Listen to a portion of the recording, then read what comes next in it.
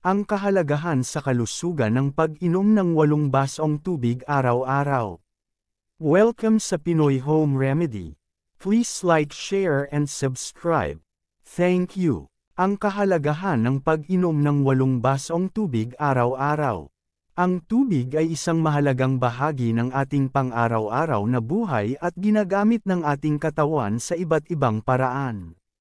Napakahalaga na ang mga tao ay hindi mabubuhay ng higit sa 1 linggo nang walang sariwang tubig.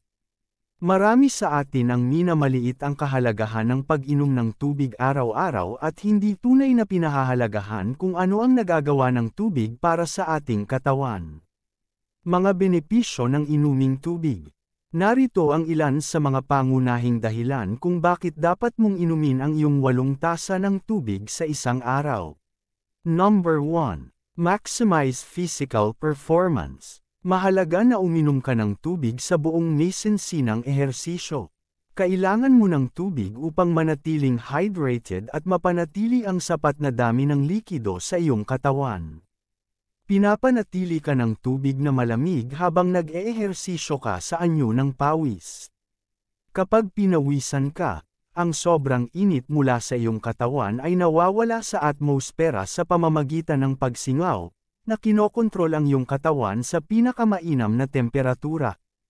Pinipigilan din ng tubig ang iyong mga kalamnan na mapagod ng kasing bilis at nagbibigay daan sa iyo na magkaroon ng mas mabilis na paggaling pagkatapos mag-ehersisyo.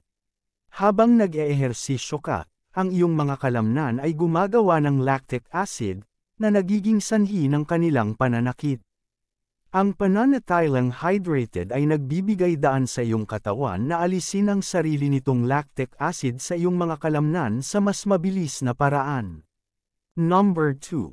Maintain mental energy levels. Mayroong isang malakas na ugnayan sa pagitan ng iyong mga antas ng enerhiya sa pag-iisip at kung gaano ka hydrated. Ang tubig ay kailangan sa bawat cell sa iyong katawan at ang iyong mga brain cells ay walang exception. Tinutulungan ng tubig ang pagdadala ng oxygen at nutrients sa utak para sa pinakamainam na paggana ng pag-iisip. Kahit na ang banayad na pag-aalis ng tubig ay maaaring makabuluhang bawasan ang iyong mga antas ng enerhiya sa pag-iisip. Ang hindi sapat na hydration ay maaaring humantong sa pagbaba ng memorya at cognitive performance. Number 3. Prevent headaches. Isa sa mga pinakakaraniwang sanhi ng pananakit ng ulo ay ang dehydration. Kapag na-dehydrate ka, pansamantalang kumukontra ang utak dahil sa pagkawala ng likido. Ito ay nagiging sanhi ng pag-urong ng utak mula sa linang ng bungo na nagdudulot ng pananakit ng ulo. Kapag sumakit ang ulo mo sa susunod, isaalang-alang ang posibilidad na ma-dehydrate ka lang. Number 4. Prevent constipation. Ang paninigas ng dumi ay nangyayari kapag ang mga dumi sa iyong kolon ay hindi nakakakuha ng sapat na tubig. Kapag ikaw ay dehydrated, ang tubig ay inililihis mula sa malaking bituka upang ma-hydrate ang natitirang bahagi ng iyong katawan. Sa kaunting tubig, ang iyong dumi ay nagiging tuyo, matigas at mahirap dumaan sa iyong mga bituka. Tiyaking nakakakuha ka ng sapat na tubig upang magkaroon ng malusog na bituka. Number 5. Prevent kidney stones. Ang mga bato sa bato ay matitigas na deposito ng asin at mineral na nabubuo sa loob ng bato o urinary tract. Kailangan mo ng sapat na likido sa iyong system upang palabnawin ang konsentrasyon ng mga mineral na maaaring maging mga batong ito. Ang isang magandang indicator kung gaano ka hydrated ay ang kulay ng iyong ihi. Kapag ikaw ay na-dehydrate, ang iyong ihi ay maaaring magmukhang maitim. Kung ang iyong ihi ay maputlang dilaw o malinaw, mayroon kang sapat na dami ng likido sa iyong katawan. Number 6. Promote weight loss. Ang pag-inom ng mas maraming tubig ay maaaring makatulong sa iyo na mabawasan ang timbang. Kapag naramdaman ng iyong tiyan na ito ay puno, nagpapadala ito ng mga senyales sa utak upang makaramdam ka ng pagkabusog. Binabawasan nito ang iyong gutom at nagiging mas malamang na hindi ka kumain ng labis. Ang iyong katawan ay nangangailangan din ng tubig upang ma-metabolize ang carbohydrates at nakaimbak na taba sa iyong katawan.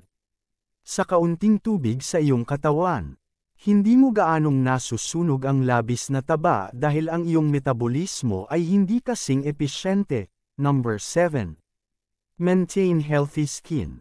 Ang iyong balat ay isang organ at binubuo ng mga selula.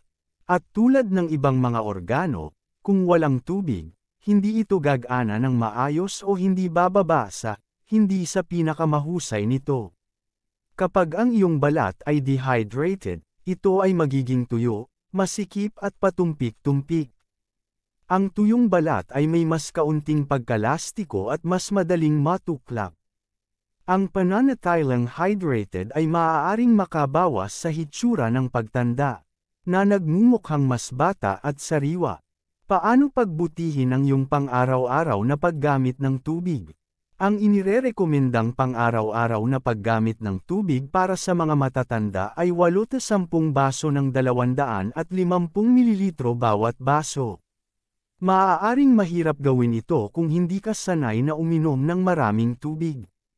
Gayunpaman, mangyaring tandaan na ito ay higit pa sa isang gabay at hindi isang mahigpit na panuntunan. Maaaring kabilang sa mga variable ang edad, mga antas ng aktibidad, temperatura at timbang at iba pa. Gayunpaman, mahalaga pa rin na maging sapat na hydrated. Narito ang ilang simpleng paraan upang maisama ang mas maraming tubig sa iyong dieta. Uminom ng tubig sa bawat pagkain. Pumili ng tubig sa halip na isang matamis na inumin. Kumain ng mas maraming prutas at gulay. Maaari ka pa ring makakuha ng tubig sa iyong dieta sa pamamagitan ng pagkain ng pagkaing mataas sa nilalaman ng tubig, isang bote ng tubig upang dalhin kahit saan ka pumunta.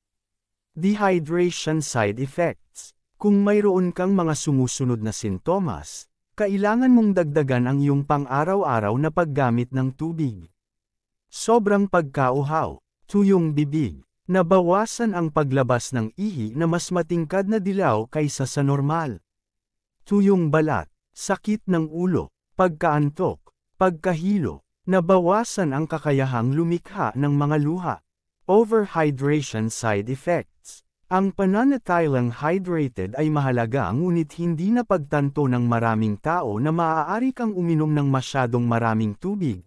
Lalo na kapag sinubukan mong i-overcompensate ang pagkawala ng tubig na nararanasan ng iyong katawan sa matagal na ehersisyo. Ang overhydration ay maaaring humantong sa pagkalasing sa tubig, na kapag ang mga antas ng asin at iba pang mga electrolytes sa iyong katawan ay nagiging masyadong diluted. Bagamat ito ay bihira, maaari itong maging isang medikal na emerhensya kung ang mga electrolytes sa iyong katawan ay bumagsak ng masyadong mababa at masyadong mabilis. Sa pagtatapos ng araw, dapat kang umiinom ng sapat na dami ng tubig at humingi ng payo mula sa isang doktor kung mayroon kang mga alalahanin sa dehydration.